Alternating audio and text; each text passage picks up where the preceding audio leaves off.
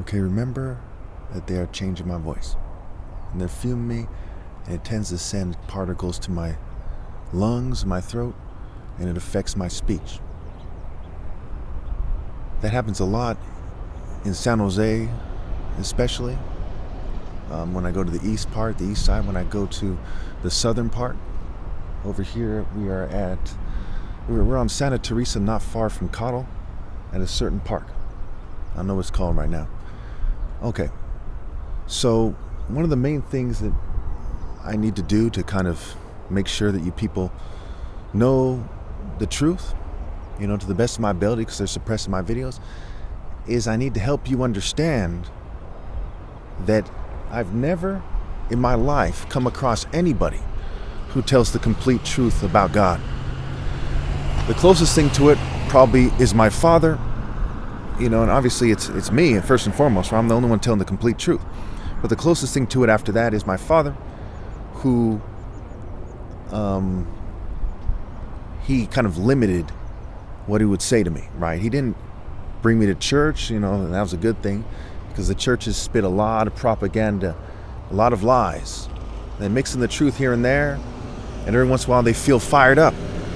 But we see in Paul's letters that you're not supposed to yoke yourself to the unbelievers, to the wicked. You're not supposed to mix propaganda with the true word of God.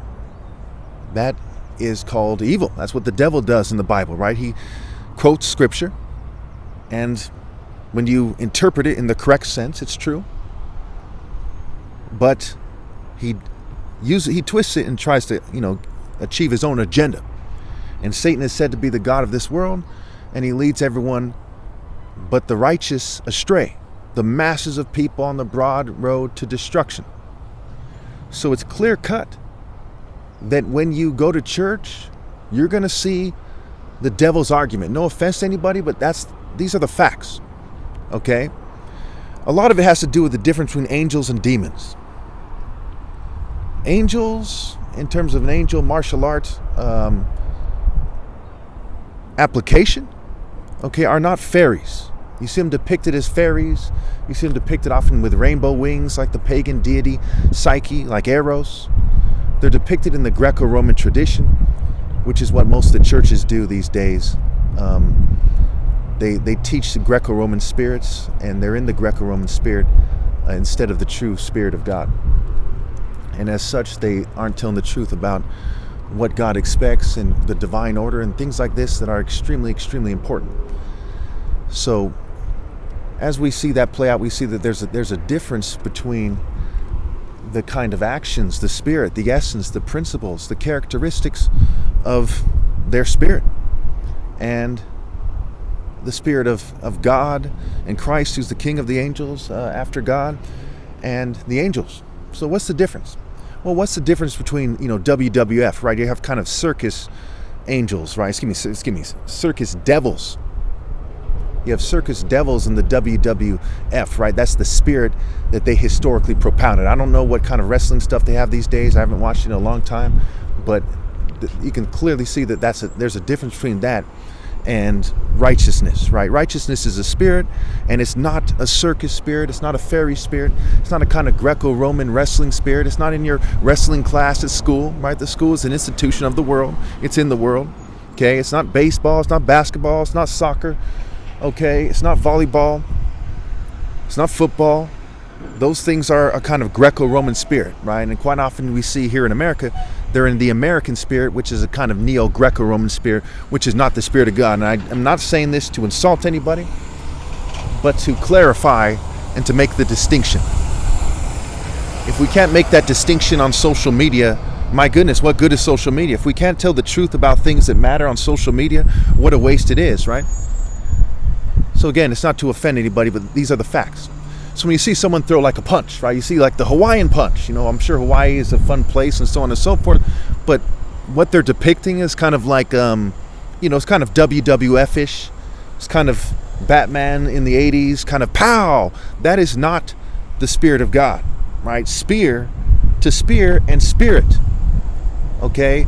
God flows through the righteous who are in the Spirit of God, and it is a warrior spirit, right? Exodus 15:3, the Lord is a warrior, the Lord is his name, the armor of God. The armor of God is not the American spirit. It's not. And everyone kind of knows this. Look at the military, for example. Their high rape rates. Would they argue that they're in the American spirit? Okay, they're in a spirit that allows them to rape people at a high rate and to turn a blind eye to it. And we see that kind of aggression, that kind of robotic, kind of RoboCop spirit. That also is in the Spirit of God. Captain America in the comics is not in the Spirit of God. Okay, so as we look at things, they say, what is the Spirit of God, right? It's going to have grace. It's going to have moral precision. It's going to have righteousness.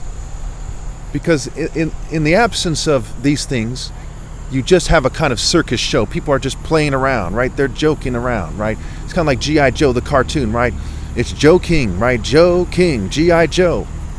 And so it's pretty straightforward that is the situation that we have here on this planet, that people are lying about the Spirit of God and they're confusing you about what it is. So, some more fumes just came by. Every once in a while, some person or something, there's some fumes coming off them. I don't know if that's their fault or not, or it's some technology the government is using. I don't have all the answers for these technological questions, nor do I care to. It's the difference between the tree of life and the tree of knowledge. Okay? The tree of knowledge, they back up their own. They try to elevate their own. They try to make it seem like, boxing is magically more appealing than divine sparring, which is laughable. Or their Olympic sparring, which again is also profane. There isn't an existing martial arts school on this planet that isn't profane, right? They're just flesh-based. It's just mere human rules, customs, and traditions. They're not in the Spirit of God. And if you don't know that, you're really, really lost. Especially in recent years, we've seen them go more and more into a kind of LGBT spirit. No offense to the LGBT community, but one of the main opposites of holy is the idea of being kind of giddy, kind of silly, kind of joking around, right? Instead of being serious about serving God. Being kind of silly and funny instead of serious in God's Spirit. To be quote unquote gay. Again, no offense to the LGBT community, but if you are in that spirit, you're not in the Spirit of God. And we see a lot of churches who are lying about that. And we see Republicans trying to capitalize on this. As we see in the left-right paradigm, the Democratic Party is the people that historically looted the most. Okay, they looted themselves and each other and other white people, other Jews, other LGBT people. But they looted blacks and Native Americans and Hispanic people and islanders and Asians and on and on and on. Okay, they looted them the most. We look at the wars, right? World War II, what has occurred and why. We look at the Opium War in China. We look at colonialism, okay? We look at what happened in India, what happened in Nigeria, South Africa, on and on and on and on and on, right? They're looting these people. So you can't then create a kind of mega nation where you get all these people to come here. Some of you brought as slaves, what have you, okay? And then you try to force them disproportionately into a party because the right wing is a white supremacist party. It is, it's for people who are, white racists, Jewish racists, LGBT racists, and the token minorities who sell out for them. Sell out to them. It's pretty straightforward, right? That's not something that a sensible person would join. And neither is the left or the middle. But the left is there to kind of capture those who do not want to directly accept their oppressors' kind of brute force social norms. That's why the right-wing party, the Republican Party, their color is red for the devil and the principles of evil, and the left wing, the color is blue. Okay, now blue in that case, in the case of the Democratic Party, does not stand for good, but it stands for the potential to be good. The potential will eventually end when my flesh dies. So it stands for the idea of changing the existing oppressive and oppressor social norms, rules, customs, traditions, to change it in a way that is fair. So when one commits to conserving oppression, then they've committed to evil. But when one says, hey, they should change it, it's how. If you change it in a way that's evil, then it's evil. If you change it in a way that's morally precise, it's good. But you got to understand that a key part of this is ill-gotten gains. Proverbs 1 says, such are the paths of those who go after ill-gotten gains, it takes away the life of all who get it. So when they keep reproducing after ill-gotten gains have achieved a certain point, a certain pinnacle, right? Like Revelation 18, it says their sins are piled to the heavens. So their ill-gotten gains are piled to the heavens, and there comes a point when, due to tech, breeding, cheating, generational ill-gotten gains, that it's not logical to keep reproducing, because that is building evil, right? The wise versus the foolish builders. So as they have committed in their hearts to continue building in a way that is evil, we see that there's no being righteous in the future, right? Wisdom walks in the way of righteousness along the paths of justice. If it's generational injustice, then it's not something that allows for righteousness to exist in it.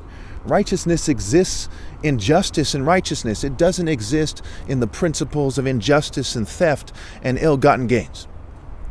Okay, so I went a little over time, so I'm gonna have to end this video here